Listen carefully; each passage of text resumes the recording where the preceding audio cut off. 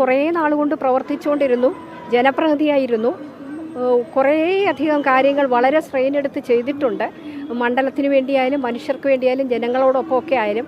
അപ്പോൾ അങ്ങനെ പ്രവർത്തിക്കുമ്പോൾ ആ ഒരു പ്രവർത്തനം ചെയ്യുന്ന ഒരാൾ ഒരു സ്പേസിൽ ആവശ്യമില്ലാന്ന് തോന്നുന്ന തരത്തിലുള്ളൊരു സിറ്റുവേഷൻ ഉണ്ടായാൽ അപ്പോഴേ മാറുക എന്നുള്ളതേ ഉള്ളൂ. അതായത് LDF വേണ്ടത്ര അംഗീകാരം നൽകിയില്ല. അംഗീകാരം തല്ലുക എന്നുള്ളതല്ല, സ്ഥാനാർത്ഥിയാക്കുകയോ 3 തവണ മത്സരിപ്പിക്കുകയോ 10 തവണ മത്സരിപ്പിക്കുകയോ എന്നുള്ളതല്ല.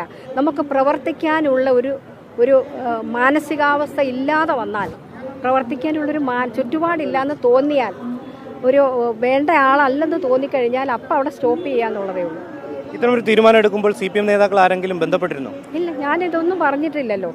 പറയണ്ട, ഞാനില്ല, പാർട്ടിയിലില്ല, തുടരത്തില്ല എന്ന് നേരത്തെ പറഞ്ഞിട്ടുണ്ട്. നീ പറ്റുന്നില്ല, എന്താണ് എൻ്റെ പ്രശ്നമെന്നും പറഞ്ഞിട്ടുണ്ട്. നിയമസഭാ തെരഞ്ഞെടുപ്പ് അടുക്കുകയാണ്. കൊട്ടാരക്കരയിൽ നിന്നാണ് ജനപ്രതിനിധി ആയിരുന്നത്.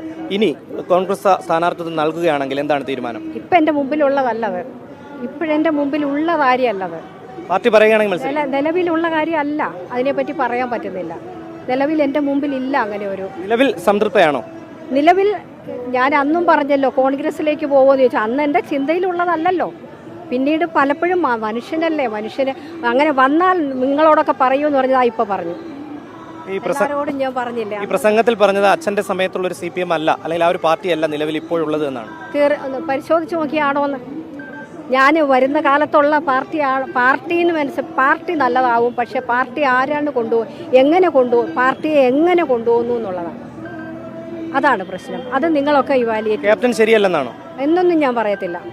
ആര് ശരിയാണോ അല്ലയോ എന്നുള്ളതല്ല, പോകുന്നത് ശരിയാണോ, പ്രവർത്തനങ്ങൾ പഴയതുപോലെയാണോ, ഇപ്പോഴത്തേത് കൂടുതൽ മെച്ചാണ്, എനിക്കറിയില്ല. എന്തായാലും എനിക്കങ്ങനെ തോന്നിയില്ല. ഈ അടുത്ത കോൺഗ്രസ് സർക്കാർ കേരളത്തിൽ വരും. ഏതാ? കോൺഗ്രസ് കേരളത്തിൽ ഭരിക്കും അടുത്ത തെരഞ്ഞെടുപ്പിൽ. ജനങ്ങൾ തീരുമാനിക്കും. അത് ജനങ്ങൾ തീരുമാനിക്കും. ജനങ്ങൾ ആ വണ്ടരൊന്നുമല്ല, അവർക്കെല്ലാം അറിയാം.